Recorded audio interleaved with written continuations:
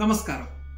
రాహువు 2026వ సంవత్సరంలో 2 రాసుల వారికి విపరీతమైన అదృష్టాన్ని ఇవ్వబోతున్నాడు. కానీ ఒక చిన్న కండిషన్ ఉంది. వచ్చే సంవత్సరం రాహువు ఈ 2 రాసుల వారికి మానసిక స్థిరత తీసుకురావడమే కాకుండా విపరీతమైన సానుకూల ప్రభావాలని ఇవ్వబోతున్నాడు. వీరితోని అస్సలు గొడవ పడకండి. ఎందుకంటే రాహు మాత్రమే కాదు, శని మరియు గురువు గోచారంలో వీరికి బలంగా మారబోతున్నారు.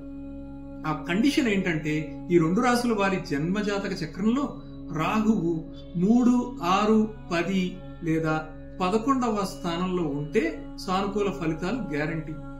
వీరి కాన్ఫిడెన్స్ వేరే లెవెల్లో ఉంటుంది. వీరి అభివృద్ధి చూసి శత్రువులు కూడా ఆశ్చర్యపోతారు.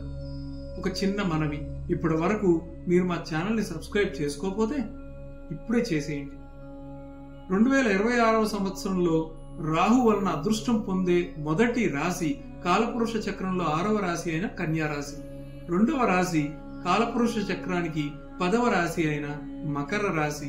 ఈ 2 రాశుల్లో మీది ఉందా? కామెంట్ చేయండి.